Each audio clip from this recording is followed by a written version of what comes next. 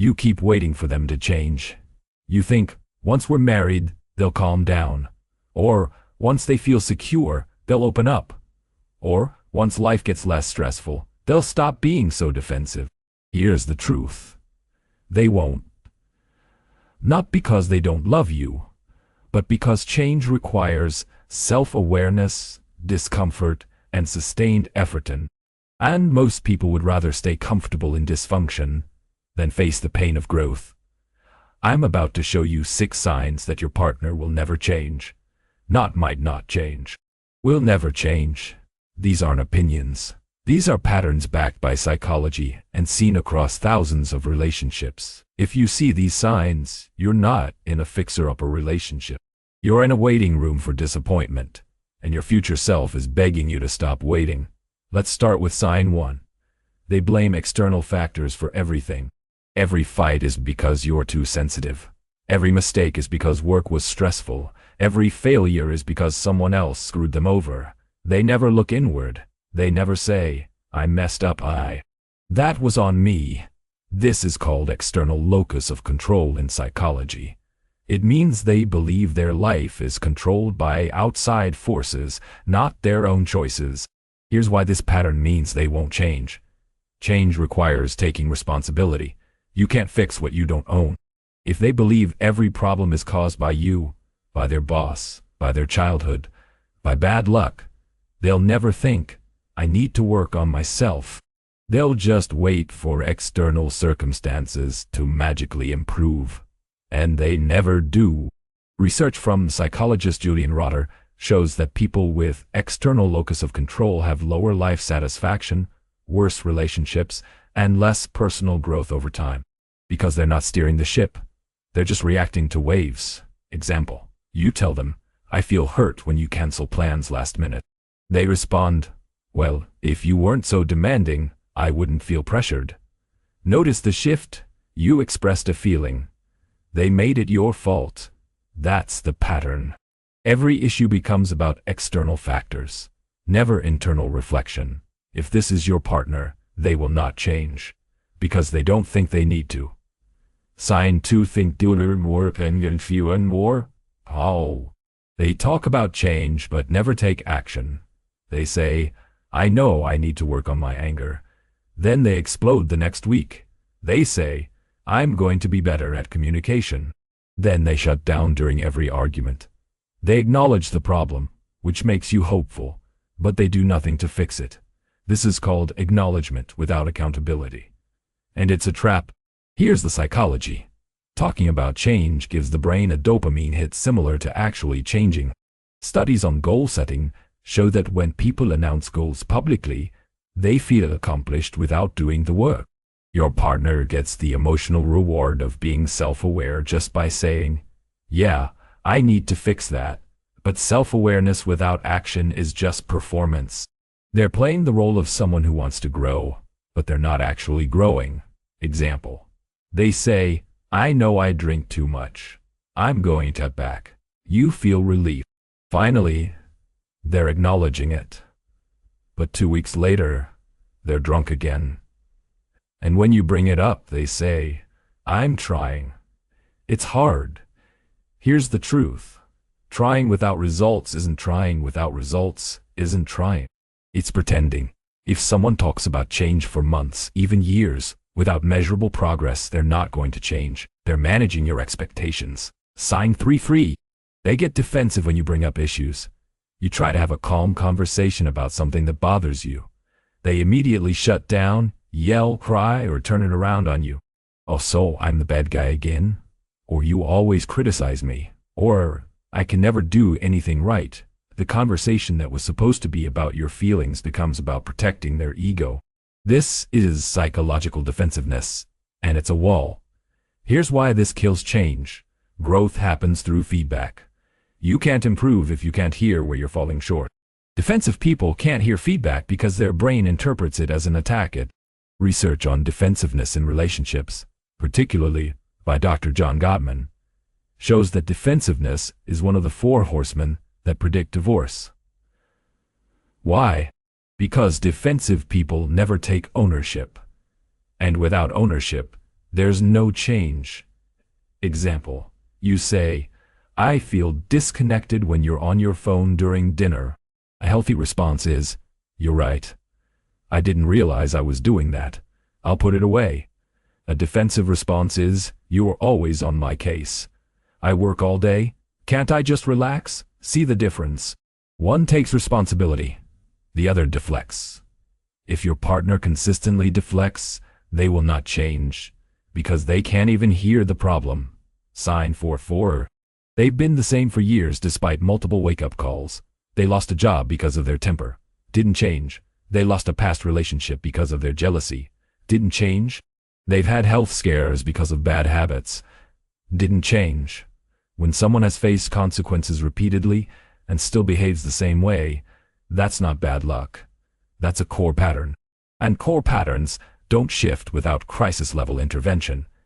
Here's the psychology. Behavior change requires pain. Specifically, the pain of staying the same must exceed the pain of changing. If someone has faced consequences, job loss, breakup, health scare, and still doesn't change, it means those consequences weren't painful enough to override their comfort in dysfunction. And if those consequences weren't enough, what makes you think your relationship will be? Example, your partner has a history of cheating in past relationships. They cheated on their ex-relationships. They swear to you, I've changed. That was a different time in my life. But under stress, they flirt with coworkers. They hide texts. They blame you for being insecure. Here's the truth. Past behavior is the best predictor of future behavior, unless there's evidence of deep internal work, therapy, accountability groups, measurable changes in how they handle conflict. If they just say, I've changed without proof, they haven't. Sign 5. They refuse professional help. You suggest therapy. They say, we don't need a stranger in our business. You suggest couples counseling. They say, therapy is for broken people. You suggest a book, a podcast, a workshop. They roll their eyes. This is a red flag wrapped in a red flag. Because refusing help means they don't think the problem is real, or they don't want to do the work to fix it. Here's the psychology. Seeking help requires humility. It requires admitting, I don't have all the answers. Prideful people, defensive people, people with fragile egos, they can't do that. Research shows that people who resist therapy often have low emotional intelligence and high shame. They see asking for help as weakness, so they stay stuck, and they drag you down with them. Example, your relationship is falling apart, communication is broken, trust is shattered. You say, let's try counseling. They say, I'm not paying someone to tell us what we already know. That response tells you everything. They'd rather lose the relationship than admit they need help. If your partner refuses therapy, refuses books, refuses any external input, they will not change. Because they've closed every door to growth. Sign 6. They make you feel crazy for wanting basic respect. You ask for honesty. They say you're paranoid. You ask for effort. They say you're needy. You ask for accountability. They say you're controlling. Over time, you start doubting yourself. Maybe the first I'm too sensitive. Maybe the first I'm asking for too much.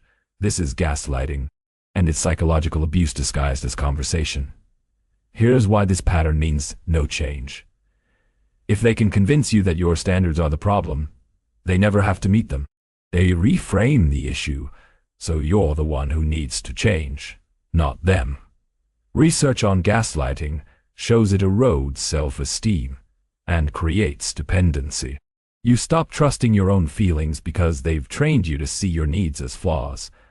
And a partner who gaslights you will never change because they benefit from you doubting yourself. Example, you say, I need you to follow through on your promises. They respond, you're being dramatic. I'm doing my best. You're never satisfied. Notice how your reasonable request became your character flaw. That's the trap. If your partner consistently makes you feel unreasonable for wanting respect, honesty, effort, basic relationship standards, they will not change, because they've already convinced themselves that you're the problem. Here's the pattern across all 6 signs: lack of self-awareness, refusal to take responsibility, defensiveness when confronted, history of repeating dysfunction, resistance to help, gaslighting to avoid accountability. These aren't isolated behaviors. They're a system, and that system protects them from ever having to grow. Now, here's the part nobody wants to hear. You can't fix them. You can't love them into changing. You can't wait long enough for them to wake up. Change comes from within, or it doesn't come at all. You're not their therapist. You're not their savior. You're their partner. And a partnership requires two people committed to growth. If one person refuses, the relationship is already over. You're just delaying the inevitable. So what do you do if you see these signs? 3 options. 1. Accept them exactly as they are, and stop waiting for change. This works if the dysfunction isn't a deal breaker, and you can genuinely be happy with the current version. 2. Set a clear boundary with a timeline. I need to see measurable change in the next 6 months. Therapy, accountability, real effort, or I'm walking away. Then, follow through. 3. Leave now. If the signs are severe, gaslighting, repeated betrayals, refusal of all help, don't wait. Protect yourself. Here's the truth. Most people choose option 1. They accept dysfunction because they're scared of being alone. They convince themselves it's not that bad. But years later, they're miserable, wondering why they stayed so long. Don't be that person. Your future self will either thank you for having standards or resent you for ignoring them. Here's my question for you. Which of these 6 signs have you seen in your relationship? And what did you do about it? Drop a comment. Be honest. And if you recognize yourself in these patterns, respect for acknowledging it. The first step to change is admitting the problem exists. Subscribe for more brutally honest relationship psychology that helps you see the patterns before they destroy you. Stop waiting for change that's never coming. Demand better or walk away.